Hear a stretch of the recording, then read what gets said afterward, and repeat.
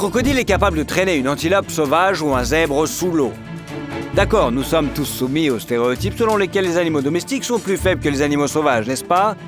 Et si un crocodile peut facilement venir à bout d'un grand ongulé sauvage qui peut migrer à travers plusieurs pays, ce reptile peut encore plus facilement venir à bout d'une vache domestique qui vit tranquillement dans un enclos et qui n'est pas endurcie par les conditions difficiles de la vie sauvage. Eh bien, vous allez être surpris. Comme ce crocodile pour qui le début de la chasse se déroulait à merveille. Il a saisi une vache adulte et a bien nourri de telle sorte qu'elle n'a aucune chance de s'échapper. Une prise à la base de la patte arrière prive la victime de toute manœuvre, mais les mâchoires du reptile ne peuvent pas glisser non plus. Il ne reste plus qu'à entraîner la proie vers les eaux plus profondes, à la noyer ou tout simplement à la tuer. Mais la vache n'est pas du tout d'accord, elle a tout simplement soulevé le corps entier du crocodile au-dessus de l'eau.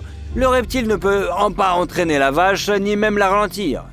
Sans point d'appui, le crocodile reste suspendu sous la patte arrière de l'ongulé, sous le choc de voir la vache sortir de l'eau avec lui. La vache est restée silencieuse pendant un certain temps, essayant de voir comment elle pourrait remonter la pente avec une charge aussi désagréable. Et lorsque le crocodile s'est rendu compte qu'il avait les mêmes chances de venir au bout d'une telle victime qu'une puce, il a tout simplement renoncé et est retourné dans l'eau en rampant. En général, il ne faut pas sous-estimer les taureaux et les vaches domestiques. Les taureaux européens sont les descendants des aurochs sauvages. Il s'agit de buffles européens disparus qui, au Moyen-Âge, étaient le symbole d'une force indomptable. Après avoir été domestiqués, leurs descendants ont perdu environ 30% de leur taille au cours des centaines et des milliers d'années de vie avec l'homme, ce qui signifie pas que le taureau domestique soit devenu faible. Il n'était tout simplement pas rentable de nourrir le taureau géant, mais il a transmis sa force à ses descendants. Ce taureau n'essaie pas d'attaquer qui que ce soit, il n'est pas agressif et ne fait pas de mouvements brusques. C'est juste qu'il y avait un camion à proximité et que l'animal a décidé de tester sa force. La propriétaire du camion ne s'attendait évidemment pas à ce que le taureau soulève presque sans effort une voiture de plus de 2 tonnes à l'aide d'une seule corde. Dans de nombreuses régions du monde, les taureaux domestiques sont en liberté. Bien entendu, les agriculteurs ne lâcheraient pas de bétail domestique dans un territoire sauvage sans avoir l'assurance que le troupeau reviendra intégralement à la maison. Regardez un taureau domestique repousser un buffle sauvage. La raison du désaccord entre les deux animaux n'est pas claire. Peut-être le buffle voulait-il chasser le troupeau des vaches ou vice-versa, pour lui ôter son rôle de leader. Quoi qu'il en soit, il ne fallait pas sous-estimer le taureau domestique. Chaque coup de corne repoussait le buffle plus massif et le forçait à reculer. Et bien qu'il soit souvent surveillé par des chiens de troupeau, de nombreuses races de vaches domestiques n'ont pas du tout besoin de leur protection. C'est le cas du Texas Longhorn. Ce redoutable géant a l'air impressionnant, n'est-ce pas? Oseriez-vous l'approcher? Le mâle de cette race possède l'une des ensembles de cornes les plus grandes et les plus étendues de tous les animaux de la planète. Elles s'étendent sur 7 pieds, plus de 2 mètres. Et c'est encore la moyenne, il y a des cornes plus longues. Un duel entre 2 longhorns semble intimidant, surtout lorsque les cornes géantes de ces mâles s'entrechoquent dans une attaque de l'éperon. Comme vous pouvez le constater, une vache domestique n'a ses cornes que comme ornement. Alors, vous avez tort. En effet, les troupeaux de ces vaches en liberté traversent régulièrement le territoire d'herbivores sauvages. Voici la vidéo d'une rencontre entre un longhorn aux cornes plutôt modestes et un bison agressif. Le bison a peut-être simplement sous-estimé un parent éloigné, mais il a manifestement commis une erreur en s'attirant ses foudres. Le longhorn a donné une réponse impressionnante à son ennemi. La tête entière du bison s'est glissée entre les cornes du longhorn. Bien que le gnou ait manifestement plus d'expérience dans la lutte contre d'autres poids lourds et herbivores, son cousin domestique est tout aussi doué. Les 2 énormes ongulés s'unissent comme de véritables athlètes. Et c'est intéressant de noter qu'ils n'essaient pas de se blesser l'un l'autre avec des pointes acérées de leurs cornes, mais ils n'abandonnent pas et ne reculent pas. Et ce n'est pas le seul épisode de son genre. En voici un autre. Les longhorns, puissants en toute liberté, car ils savent que c'est un buffle impudent, décident de les chasser. Le mâle aux cornes puissants ne manquera pas de défendre son troupeau et de riposter. Heureusement, les 2 ongulés sont sortis indemnes de ce duel. Le buffle rouge à orangé et l'audacieux longhorn, les 2 animaux sont magnifiques et on aimerait qu'ils ne soient pas blessés, n'est-ce pas? Il existe un enregistrement ancien, rare, toujours en noir et blanc, d'un longhorn combattant un lion sauvage. Que dire, il y a 100 ans, les gens ne pensaient pas à la protection de l'écologie et des animaux. Nous n'approuvons pas l'approche des auteurs de cette vidéo, mais grâce à elle, nous voyons que même contre l'un des prédateurs les plus forts de la planète, un taureau domestique peut résister et même sortir victorieux. L'initiative est d'abord du côté du lion. L'espace clos empêche le taureau de tenter de s'échapper. Sauf que le longhorn ne semble pas du tout désorienté. Il adresse immédiatement au prédateur une impressionnante rebuffade, le désarçonne, lui assène plusieurs coups de sabot. Puis il lance une vigoureuse contre-attaque. Le lion est choqué, il regarde autour de lui, comme s'il demandait en sourdine qu'on lui enlève cette bête à cornes insuffisante. Le prédateur ne sait tout simplement pas comment l'approcher. Les cornes sont trop larges et ne lui permettent pas d'attaquer la gorge du taureau. Et les puissants coups de sabot ne permettent pas de l'attaquer par derrière. Le lion regrette alors de s'être retrouvé dans un espace restreint avec cette bête. Après une démonstration de force aussi impressionnante, on peut penser que les longhorns sont des salauds qui n'attendent que d'être libérés de leur enclos exigu quelque part dans la prairie pour trouver une victime à attaquer. Curieusement, ce n'est pas du tout le cas. Ces géants aux cornes immenses sont très loyaux envers les humains. Ils sont calmes et même doux. Un taureau domestique européen ordinaire peut parfois faire preuve d'un tel entêtement qu'il faudrait une grue de chantier pour le transporter. Le longhorn, au contraire, est un animal obéissant et gentil avec l'homme. Oui, il peut s'attaquer à un lion et à un buffle, mais seulement en dernier recours. L'homme est l'ami du longhorn. Son comportement inhabituel fait que dans son Texas natal, le longhorn est de plus en plus utilisé comme un animal d'équitation, à la place des chevaux. Inattendu, n'est-ce pas? Mais la situation est constructive. La solution, regardez, ce taureau n'est pas seulement docile et obéissant, s'il est bien dressé et préparé, il peut aussi protéger son cavalier. Non seulement les ours, mais aussi des meutes entières de loups contournent un cow-boy monté sur un taureau géant, dont les cornes peuvent l'envoyer valdinguer. Aimeriez-vous monter un tel animal? Faites-nous part de votre avis dans les commentaires. Surtout si vous avez déjà eu une expérience avec ces animaux étonnants. Je me demande s'ils pourraient être élevés pour protéger les humains, comme des chiens de garde ou des chiens de berger. Ce serait plutôt pas mal, non? Alors que les vaches et les taureaux domestiques européens descendent de l'aurochs européen, des vaches domestiques avaient un ancêtre différent dans le sous-continent indien. Il s'agit de l'auroch indien, qui descend également de cette famille. C'est pourquoi l'apparence de la vache zébu indienne est si différente de celle de la vache européenne. Le zébu se distingue par plusieurs traits, une bosse petite mais prononcée, une silhouette dorsale plus droite et des plis cutanés qui descendent sous la gorge. Mais grâce à la parenté des deux ancêtres des vaches, les zébus indiens et les vaches européennes se croisent parfaitement. C'est pourquoi il existe aujourd'hui tant de races hybrides. Pourquoi en a-t-on besoin? Le fait est que les vaches européennes sont mieux adaptées à l'agriculture, car depuis des siècles, de nombreuses races laitières et à viande ont été élevées. Mais les zébus supportent mieux la chaleur, peuvent se passer d'eau et de nourriture pendant longtemps. Et surtout, ils ont une résistance naturelle aux maladies transmises par des insectes suceurs de sang comme les moustiques et les maringouins. C'est pourquoi les zébus se sont répandus dans le monde entier, en particulier sous les tropiques. Par exemple, des centaines de milliers de ces vaches vivent aujourd'hui en Afrique et non moins en Amérique du Sud, bien qu'il existe de nombreux hybrides de zébus et de races européennes dans cette région. Les races de vaches peuvent être très différentes. Voici un duel entre deux races de taureaux, Watusi et Brahmin. Comme vous pouvez le constater, les deux bêtes sont très fortes et implacables, mais leur apparence est très différente. Les cornes de Watusi sont gigantesques, mais le Brahmin a une taille, une masse et une puissance considérables. Et vous, qui préférez-vous? Les zébus ont une santé enviable, et comme il s'avère, une force immense. Ici, un zébu riposte forcément à un buffle. Ce parent éloigné est environ 2 fois plus grand et en plus gros que les zébus, mais le taureau indien s'appuie sur le sol et ses sabots durs et solides reposent sa tête et se bat. C'est un cas où même dans une collision frontale, un avantage en termes de force physique pure ne grandit pas la victoire. Même lorsque le buffle l'emporte sur le zébu, le taureau indien reste sur place et résiste aux coups de l'ennemi.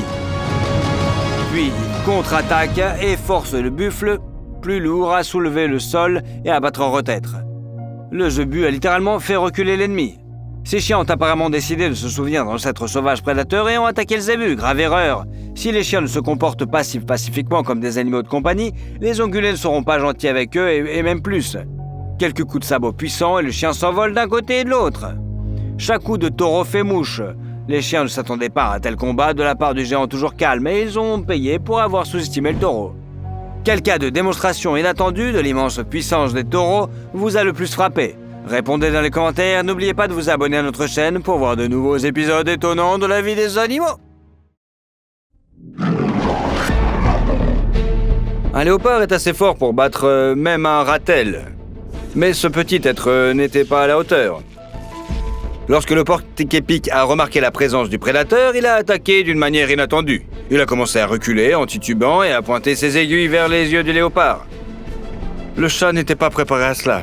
En conséquence, plusieurs aiguilles lui ont transpercé le visage et les pattes. Ce n'est pas le seul cas épique où le léopard s'est trompé dans le choix de sa proie.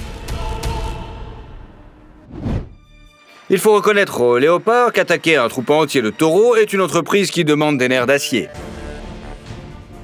La tactique du prédateur avait des chances de réussir. Il s'est soudain élancé sur le veau et a tenté de l'arracher sous le nez du troupeau. La combinaison d'une vitesse et d'une force incroyable lui permet de compter sur le succès. Courir avec le poids d'une petite moto entre les dents, c'est plutôt pas mal. Mais le léopard a sous-estimé la cohésion des herbivores. Ceux-ci n'ont pas abandonné le veau et ont riposté contre le prédateur. Le léopard n'a pas pu aller bien loin avec sa proie entre les dents. Il fut arrêté, encerclé et se mit à frapper à coups de cornes, à éperonner et à piétiner à coups de sabots puissants. Le léopard regrettait vraiment d'avoir choisi un veau comme cible. Il s'est défendu et a même essayé de retenir sa proie entre ses crocs pendant un moment. Mais le léopard a un plan. Il veut étrangler le veau, battre en retraite et revenir déjeuner au départ du troupeau. Mais le prédateur n'a pas le temps de le faire. Il doit ouvrir ses mâchoires ou il sera piétiné. Le léopard échappe au taureau furieux uniquement grâce à la présence d'un arbre à proximité. Le prédateur parvient à se cacher dans la cime de l'arbre. Mais les buffles ne sont pas pressés de partir. Le léopard devra attendre longtemps avant de ne plus être poursuivi. Non seulement ses parents, mais tous les membres du troupeau se joignent à la défense du petit. Cette entraide entre herbivores mérite votre like, n'est-ce pas? Ici aussi, le léopard a tenté un coup similaire, mais il n'a pas eu le droit de se jeter sur l'un des ongulés.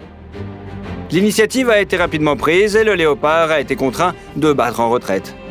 Il semble qu'il soit sorti du fourré, qu'il ait dit quelque chose comme « Désolé, j'ai fait une erreur », puis qu'il soit retourné dans le fourré dense. Et même si le prédateur parvient à attraper le petit, il devra faire face à la colère de la mère. Et c'est une très mauvaise option pour un chat qui est plusieurs fois plus petit. Le léopard tente de grimper à un arbre avec le petit pour en finir de cette façon, mais le parent donne de terribles coups de corne précisément sur le corps du chat. Le léopard fait même un saut périlleux. Il atteint l'arbre, mais il n'a pas de proie à se mettre sous la dent. Le petit est vivant et sort du fourré, tandis que le léopard doit lécher ses blessures dans la cime de l'arbre, tandis que son ennemi, furieux, l'attend en bas. Un léopard s'approche furtivement d'un âne et le saisit à la gorge. Il semble que le pauvre sabot, à grandes oreilles, n'ait aucune chance, mais regardez comme il marche calmement avec le léopard autour du cou. C'est comme si le prédateur ne lui causait aucune gêne. L'âne ne panique pas, il essaie de tout simplement piétiner le léopard. Le prédateur réussit à mettre l'ongulé à terre. Il semble que le léopard va maintenant achever l'âne. Mais non, l'ongulé se relève et riposte avec force. Finalement, le léopard est épuisé et s'allonge sur le sol. C'est au tour de l'âne de donner une leçon au léopard. Qui aurait cru que cet animal à sabots poursuivrait le puissant léopard qui doit sauver sa vie? Les léopards sont de puissants chats prédateurs incroyablement agiles mais suffisamment forts pour abattre un zèbre ou une antilope 2 fois plus lourde. Et grâce à ses excellentes capacités de camouflage, le prédateur est capable de s'approcher très près d'une gazelle au pas rapide. L'ongulé, malgré sa vitesse, n'aura tout simplement pas le temps de réagir à l'attaque. Un lancer impressionnant, depuis la hauteur du premier étage, se terminera par une victime sans défense dans les pattes du léopard. Les léopards sont des maîtres de l'embuscade. Ils sont capables de s'approcher silencieusement de leur proie et d'attaquer rapidement une gorge vulnérable. Le prédateur tacheté étrangle généralement sa proie. Bien que de taille inférieure à celle des lions, des tigres et des jaguars, les léopards ont une force énorme et peuvent abattre un zèbre, soulever une gazelle en haut d'un arbre ou sauter sur une grande distance d'un seul coup. Mais s'attaquer aux lions et pénétrer sur leur territoire est une erreur, même pour un chasseur expérimenté. Le léopard se cache dans un fourré dense. Il est presque invisible pour nous, non? Sauf que les lionnes ont des sens parfaitement développés et sont capables de s'orienter non seulement par la vue, mais aussi par l'odorat. Elles ont traqué le léopard et se sont jetées sur lui. Toutes les trois, même une seule lionne, est plus grande qu'un léopard adulte, et elles sont plusieurs. Elles ont traîné le chat tacheté hors du fourré, à découvert, pour lui donner une douloureuse leçon. Aucun autre prédateur ne doit s'aventurer sur les territoires des lions. Il faut reconnaître au chasseur tacheté le mérite de se défendre avec acharnement et désespoir. Le léopard est couché sur le dos, mais ce n'est pas un signe de soumission. Au contraire, c'est dans cette position que le prédateur peut se défendre le plus activement et le plus efficacement. Il utilise ses quatre pattes et est prêt à repousser la menace de n'importe quel côté. Des coups puissants et des griffes recourbées, voilà sa première ligne de défense. En les enfonçant dans l'ennemi, le léopard développe une attaque fulgurante et tente de mordre l'ennemi à coups de croc, de le déchirer, d'atteindre la gorge et les gros vaisseaux. Sauf que les léopards sous-estiment les lionnes. Elles n'ont pas un arsenal moins cool, mais plus de force physique et sont capables d'agir ensemble. Se jetant sur le léopard depuis différentes directions, elles ne lui laissent aucune chance de réussir sa contre-attaque. Ce léopard a entendu du bruit dans le fourré et a décidé de voir s'il pouvait mordre dans celui qui faisait du bruit. Eh non, c'était une lionne adulte. Elle a facilement repoussé le léopard mâle, grand et fort. Il a dû se mettre sur la défensive et fuir la lionne pour sauver sa vie. Bien que les deux félins soient tachetés, il est difficile de confondre un guépard et un léopard. Vous pouvez maintenant comparer ces prédateurs de près et vous rendre compte de la différence évidente qui les sépare. Le léopard est un animal musclé et plutôt trapu qui mise sur l'agilité et un coup de patte puissant que sur la vitesse. Le guépard, lui, est un sprinter au corps fin et souple et aux membres longs. Le guépard a deux bandes noires qui font des yeux de la commissure des lèvres, tandis que les taches sont unies. Chez le léopard, les taches sont souvent en forme d'anneau. Pour l'instant, les prédateurs restent immobiles et s'observent mutuellement. Dans les coulisses, un autre guépard adulte est présent. Soudain, le léopard se met à courir. Il pense pouvoir surprendre au moins un guépard, redresser son rival et l'achever facilement. Mais le léopard a sous-estimé le coureur le plus rapide de la planète qui se détache facilement de la poursuite. Essayer de se faufiler derrière le guépard n'est pas non plus une bonne idée. Ici, le léopard a réussi à s'approcher à bonne distance de son rival. Il n'y a littéralement que quelques pas entre eux. Le léopard couvre la distance en 1 seconde et demie, mais la vitesse de réaction du guépard est également excellente. Comme s'il était prêt à attaquer, il se met instantanément à courir, accélère et se détache du léopard qui s'est prêt à s'accrocher à son dos. Il s'en est fallu de quelques centimètres pour que les léopards le lancent, mais cette distance a sauvé la vie du guépard. Ce léopard était habitué à ce que les guépards reculent et s'enfuient toujours devant lui. Eh bien, il ne savait pas à qui il avait affaire. Un prédateur agressif et plutôt grand ne s'enfuit pas. Au contraire, il va attaquer le léopard lui-même. Le léopard ne s'attendait pas à une telle tournure des événements et bat en retraite, paniqué. Ici aussi, le léopard a reçu une réponse puissante et inattendue de la part d'une femelle guépard. Elle est plus légère que son adversaire. Toute blessure la mettrait en danger, car elle ne pourrait pas développer une vitesse maximale pour chasser. Ces arguments suffisent généralement à faire reculer l'animal à la simple approche d'un léopard. Mais pas cette fois-ci. Et ce, parce qu'il s'agit d'une femelle qui protège un chaton adolescent. Le léopard tente de l'attaquer et est férocement repoussé. La femelle guépard lui donne un coup de pied au visage. Le léopard est choqué, mais il comprend enfin qu'il s'est trompé d'adversaire. Il s'enfuit et la femelle guépard poursuit l'ennemi en essayant de le frapper encore plusieurs fois pour que l'agresseur se souvienne mieux de la leçon. Le léopard a clairement décidé qu'un animal aussi énorme et bien nourri qu'un hippopotame ne peut pas être agile et rapide. Le prédateur a vu le petit hippopotame aller vers sa maman et tous deux marchaient le long de la rive de l'étang. Le prédateur pensait pouvoir tuer le bébé avant que sa mère ne s'en aperçoive et ne se défende. Grave erreur, il s'est avéré que les hippopotames se déplacent à une vitesse stupéfiante. Le léopard a dû battre en retraite. La famille d'hippopotames a continué à marcher calmement. Il ne semblait même pas prendre le léopard au sérieux. Est-ce dommage ? Peut-être, mais la femelle hippopotame ne lui a pas écrasé la tête.